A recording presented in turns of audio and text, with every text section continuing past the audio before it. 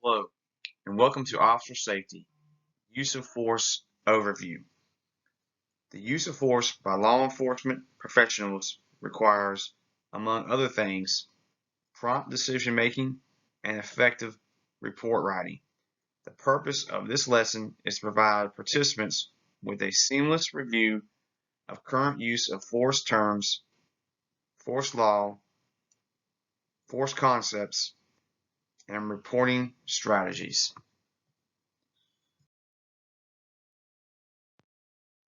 Training objectives for this block of instruction are a review of the Durham County Sheriff's Office use of force policy, explain the concepts of target, tool, and time, identify and apply 4 details needed in a use of force report, recognize the importance of using consistent language in use of force policies, training documents, and event reports.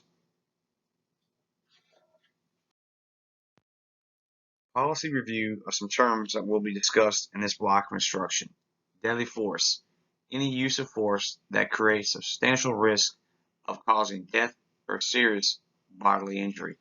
Less lethal force. Any force other than that which is considered deadly force that involves physical effort to control, restrain, or overcome the resistance of another.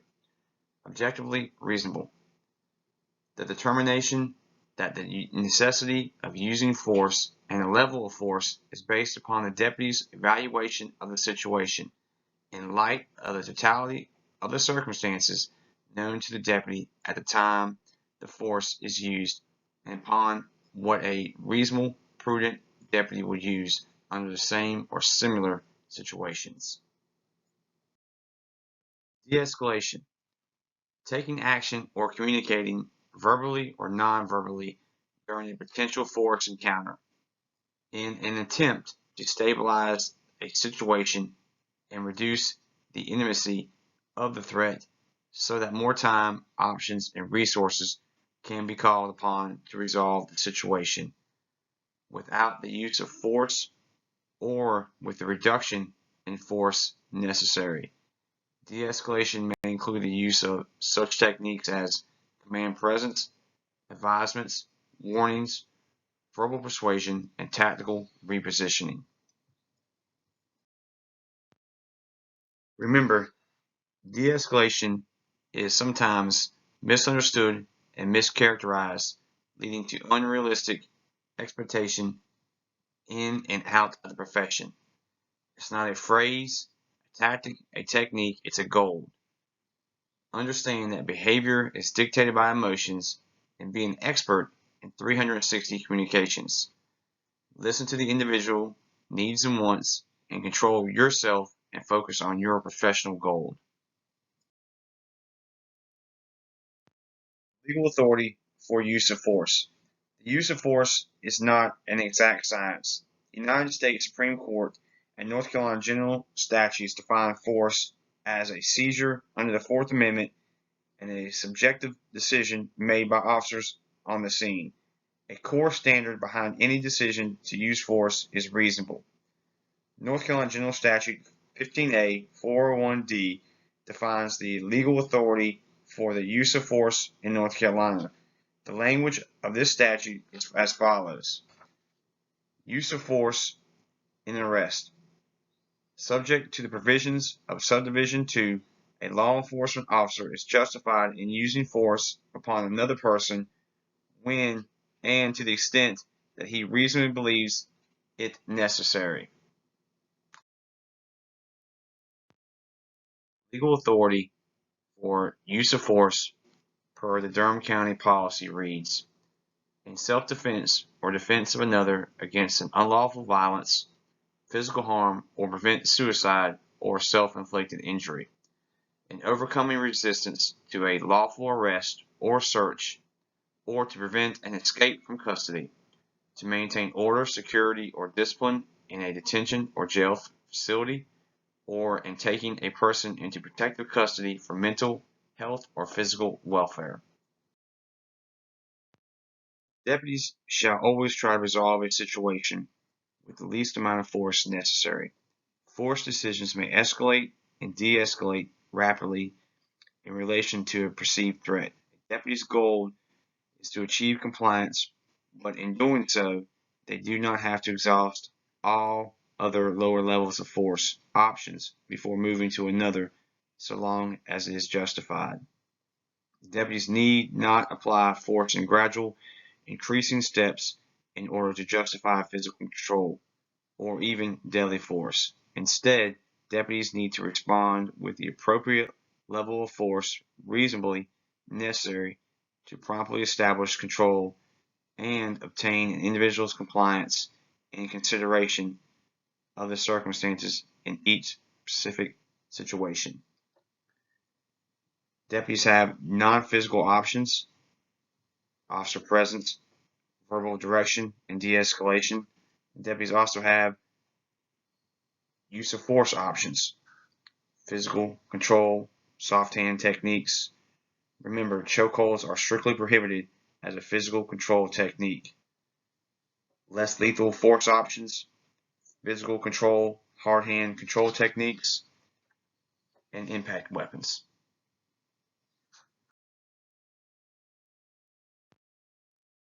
Everyone is familiar or has heard of the case Graham versus Connor. In this case, the U.S. Supreme Court decided force use must be reasonably necessary to accomplish the legitimate government function: arrest of a subject, executing a search warrant, etc. In determining the objective reasonableness of the officer's action, the court will examine the following: the type of crime for which the stop or arrest is being made, whether the suspect is an immediate threat to the safety of the officers and others, whether the suspect is actively resisting, and whether the suspect is attempting to evade arrest by detention or flight. This objective standard is based on the totality of circumstances from the perspective of a reasonable officer at the scene. The court will look at what a reasonable officer could have done in similar circumstances. Legal authority for the use of deadly force, Durham County Policy Review. A deputy is authorized to use deadly force when it is objectively reasonable under the totality of the circumstances. The use of deadly force is justified in defense of oneself or a third person from what the deputy reasonably believes to be the use or the imminent use of deadly force. To arrest or prevent the escape of a person who the deputy reasonably believes is attempting to escape by the use of a deadly weapon.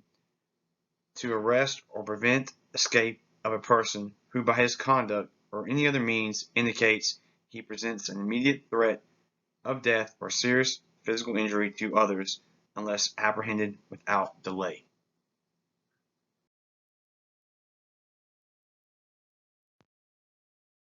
Legal authority for the use of deadly force for animals, Durham County Policy Review. The use of deadly force against an animal is justified for self-defense or defense of a third person. Injured wildlife. Deputies are authorized to humanely euthanize injured and immobile deer with supervisory approval. Domestic animals. If an animal whose owner is not known or not available is injured badly and requires relief from suffering, an animal service deputy shall be requested to respond to the scene.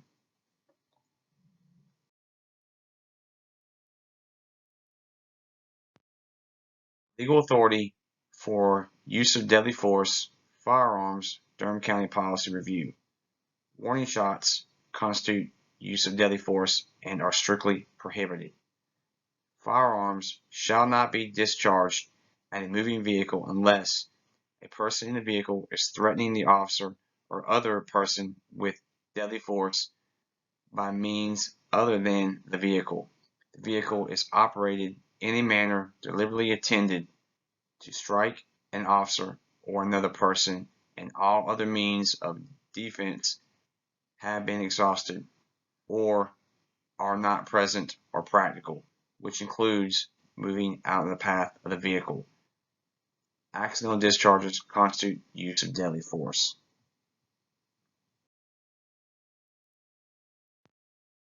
Force concepts.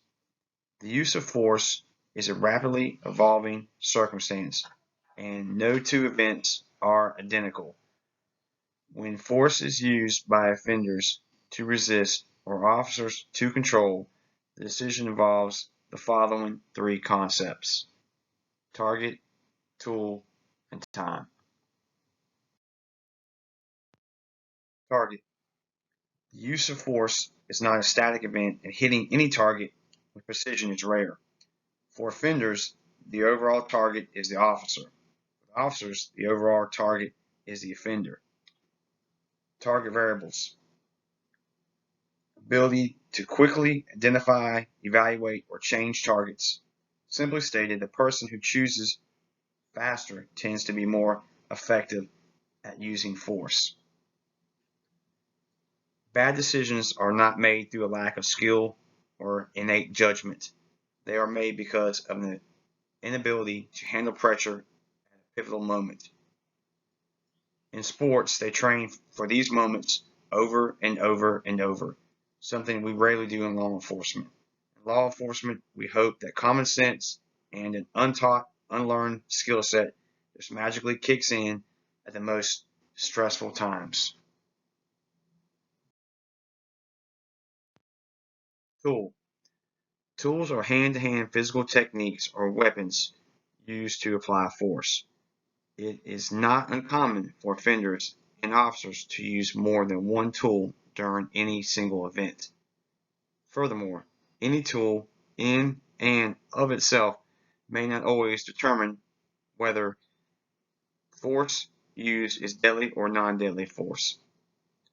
A person's actions and on-scene perceptions ultimately make that determination.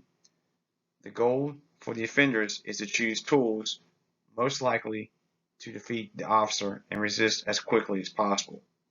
The goal for officers is to choose tools most likely to control as quickly as possible. Tool variables. Ability to choose, evaluate effectiveness, or change to another tool when needed. Individual confidence and skill level with that tool. If not trained adequately, the officer's response often results in behavior that is tactically unsound, dangerous, unnecessary, and sometimes excessive.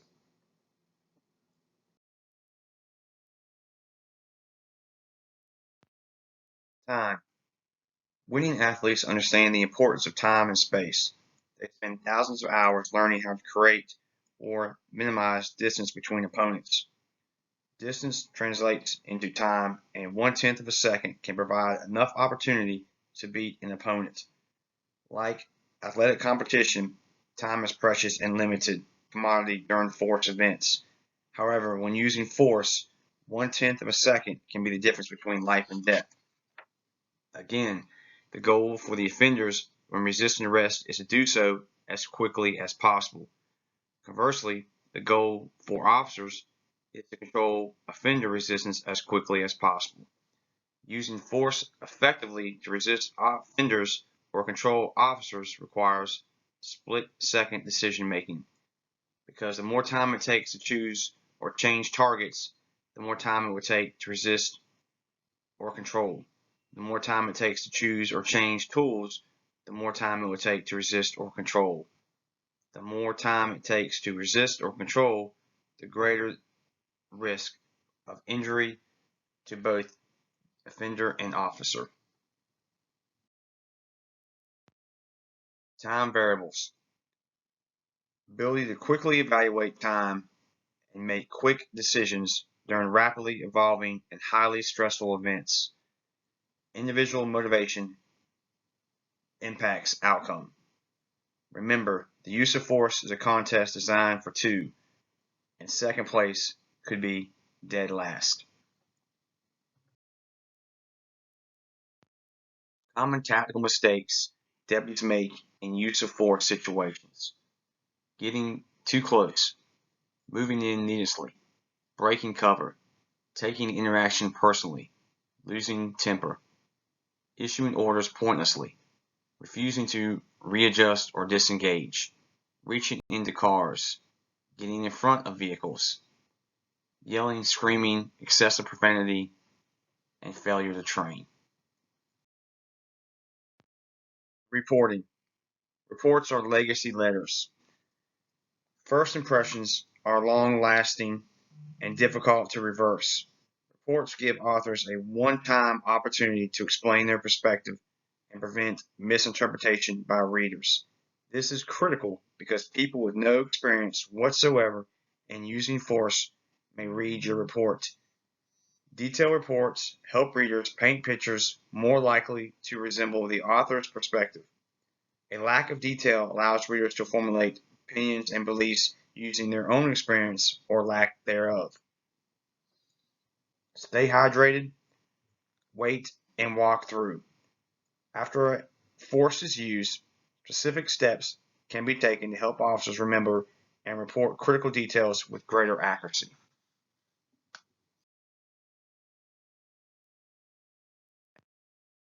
Step 1. Separate. Officers are trained to immediately separate people who are arguing or physically assaulting one another. This is done to reduce tension and prevent continued violence. Assigning other personnel to assist with offender transportation and arrest processing can help expedite stress recovery for involved officers.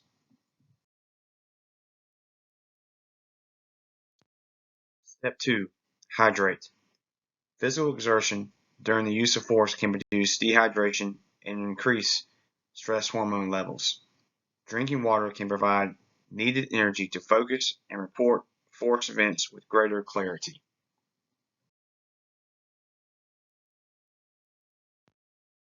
Step 3. Wait. Officers who begin writing immediately with little or no time to rest and reflect are less likely to remember critical details needed for reports. At a minimum, officers should obtain their normal resting pulse and blood pressure before returning to the scene for a walkthrough. Other variables that impact the amount of wait time needed include, but are not limited to, officer injuries and a total number of hours already worked. Research by the National Institutes of Health revealed that less forgetting was observed across retention intervals containing sleep than retention intervals containing only wakefulness. In other words, it may be better to go home and get some sleep before writing the report.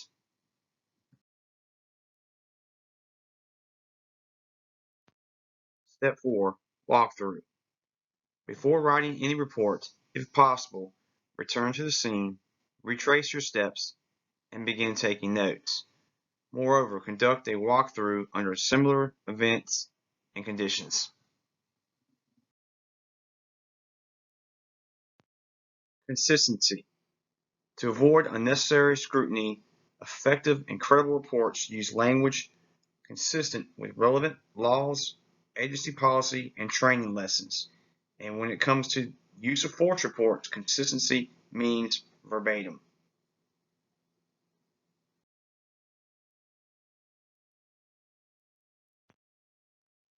Quantify. Vague communication by suspects during questioning is an indicator of deceptive behavior. Therefore, credible reports do not contain vague or subjective language to explain critical details. Moreover, when report content is vague, readers can apply their own experience or lack thereof to interpret and evaluate the officer's on-scene perspective. Simply stated, when report details are clearly defined, they are less likely to be taken out of context. To quantify means to provide examples, comparisons, definitive facts. Places. Crime scene. When force is used, it will occur in a place crime scene that contains both objects and people. Effective reports describe places with the understanding that no two are identical. Effective reports also emphasize place details relevant to target, tool, and time decisions. Places report details. Type is a place indoors or outside. Describe entrances, exits, and levels. Conditions describe time of day, weather, and visibility. Dimensions quantify relevant distances between objects.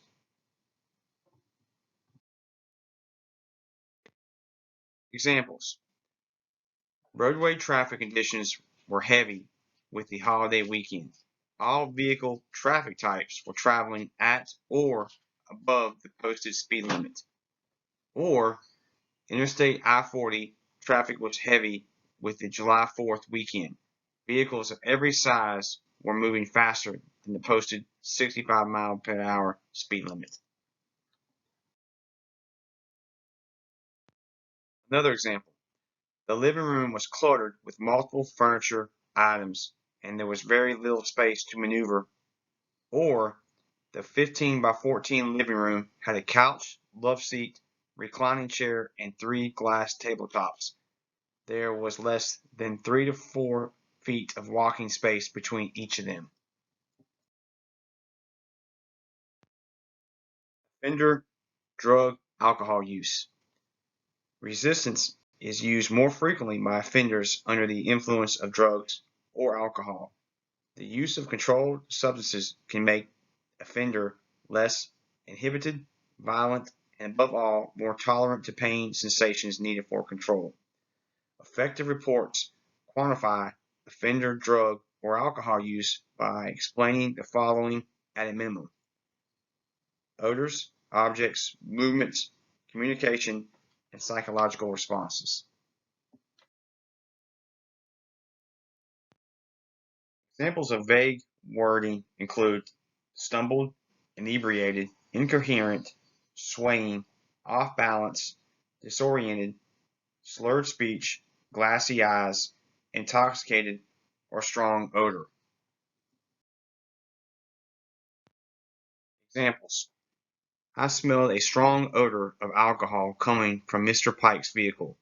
While talking with Mr. Pike, his speech was slurred and he seemed to be intoxicated.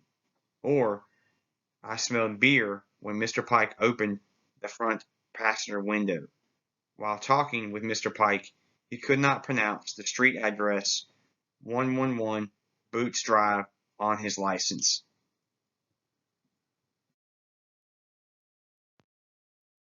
Another example: Mr. Adams appeared to be intoxicated.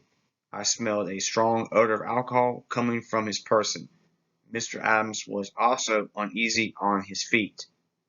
Or, when Mr. Adams talked, I could smell liquor beer while standing more than 10 feet away from him. Mr. Adams needed to lean against the porch railing to stand up.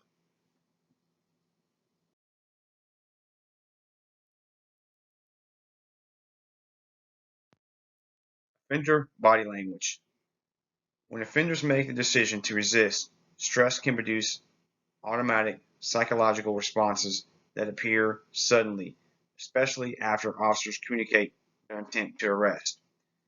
A single body language cue does not automatically indicate forthcoming resistance. Officers should look for body language cues in clusters and in combination with offender communication. Effective reports provide the following body language details when observed: staring, looking directly into the eyes of others without talking to intimidate; inflating, extending arms and chest outward to appear too large to intimidate; dressing down, removing clothing, jewelry, or other objects that may restrict ability to resist. Conversely, securing objects, tightening shoelaces, belts may also indicate forthcoming resistance; weight shifting, bending knees, or widening stance to enhance balance.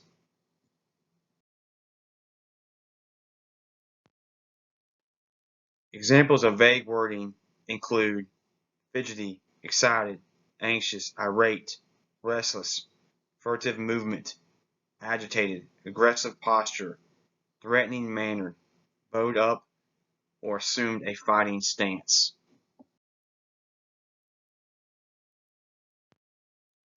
The definition of assume is to think that something is true without knowing it is true. Synonyms include simulate or pretend. Never assume anything about offenders.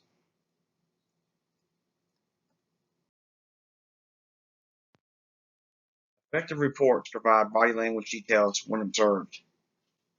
Mr. Pike appeared to be nervous. He walked back and forth on the shoulder near his vehicle. Or, Mr. Pike paced back and forth between the front passenger door and the rear bumper of his Chevy Tahoe for 4 to 5 minutes.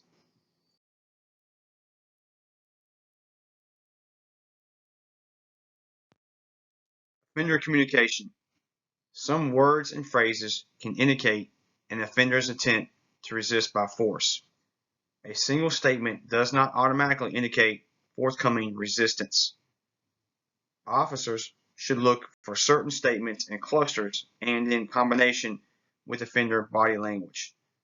Do your best to provide a chronological account of not only what the offenders say, but how they say it. Negates. I can't, I won't. Questions. Why can't you just let me go? Threatens. I'm going to blank you. Derogatory. You are a worthless scumbag.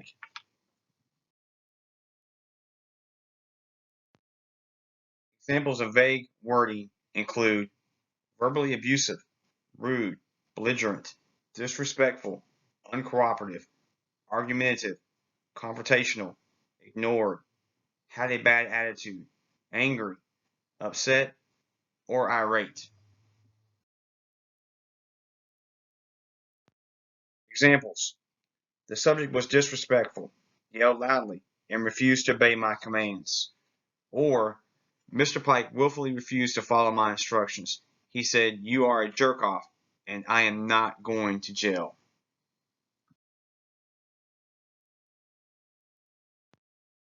Officer knowledge, skills, and experience. Officers possess specific knowledge, skills, and experience with crimes, circumstances, and people. Effective reports provide details that promote officer sensory awareness, training, and decision-making paralysis. Officer KSE includes but not limited to the following: training, years of service, duty assignment duration, specific crime and circumstances, individual agency and industrial stats. Examples. I witnessed Mr. Adams intentionally take off his ball cap, make fists with both hands, and begin walking directly toward me. I have 15 years of law enforcement experience and have investigated more than 200 domestic violence cases. Mr. Adams' actions were consistent with offenders intending to resist arrest, physically or with a weapon. Also, Mr. Pike willfully refused to follow my instructions. He said, "You are a jerk off and I'm not going to jail." Mr. Pike's statements were consistent with offender attempts to intimidate, distract, and resist by force. I have 10 years of experience in DWI traffic enforcement.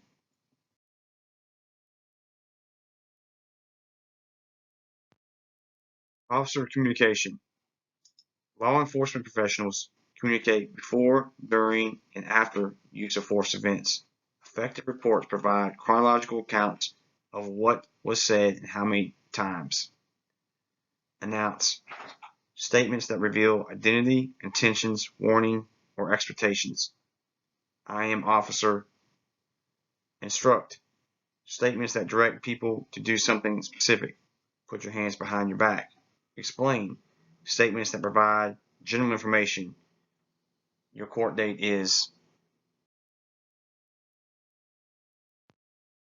Examples of vague wording include inform, demand, insisted, notified, advised, ask, multiple times, command, failed to obey, or assert. Examples. Mr. Adams was verbally abusive. I advised him repeatedly to calm down. Or, Mr. Adams said, "Get the hell off my property." I told him 3 to 5 times to not yell because he was disturbing the neighbors. Another example, I informed Mr. Pike that he was under arrest. Or I said, "You are under arrest. Turn around, put your hands behind your back." Effective reports include statements of arrest and specific instructions given to offenders. Examples: after establishing probable cause to arrest Mr. Pike for DWI, I said, "You are under arrest. Turn around and put your hands behind your back." Another example, I told Mr. Adams I had a warrant for his arrest. I then said, "You are under arrest. Put your hands behind your back now."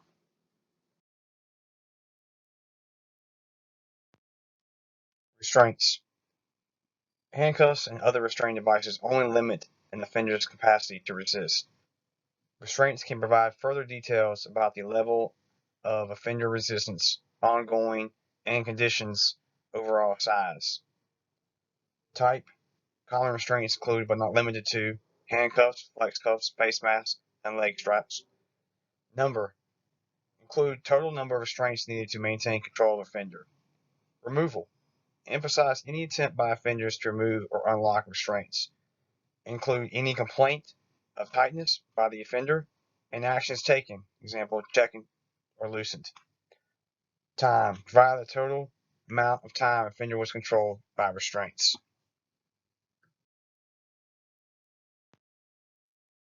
Include total amount of time offenders were restrained. When applicable, also include total amount of time offenders continued to resist while restrained. This underscores stamina, drug alcohol influence, and determination. Moreover, it helps to further explain why force was reasonable in the first place.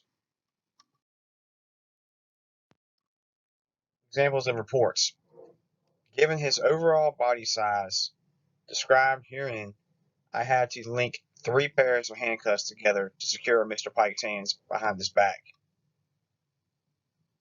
Another example. Breathe-through hoods had to be placed over Mr. Pike's head to keep him from intentionally spitting saliva and mucus on me. Mr. Pike chewed through 5 hoods during the 3 hours he was in my custody.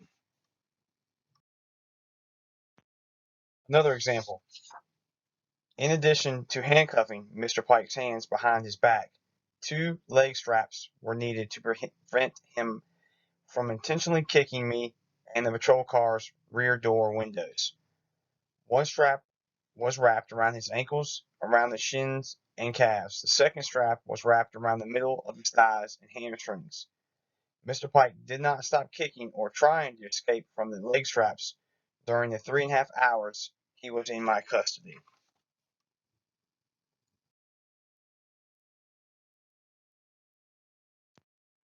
Durham County reporting the use of force. Deputies shall immediately report to a supervisor, both verbally and in writing, all circumstances involving use or threat of physical force used by them or against them. Incident report.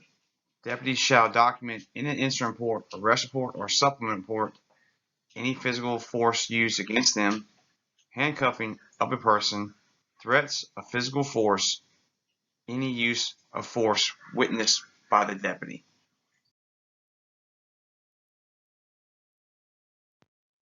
In closing, according to the U.S. Supreme Court and North Carolina general statutes, the core standard behind any decision for the use of force is reasonable. When officers or offenders use force, it involves the concepts of target, tool, and time. Before writing any use of force report, remember to separate, hydrate, wait, and walk through. Understanding use of force case law is vital. The use of force by law enforcement professionals is rare, but it definitely requires effective decision making and report writing. Many of the report writing concepts shared during this course can be used for non-use of force reports as well. Simply stated, there will be opportunities to practice writing strategies during your career and thus improve your ability to complete detailed reports.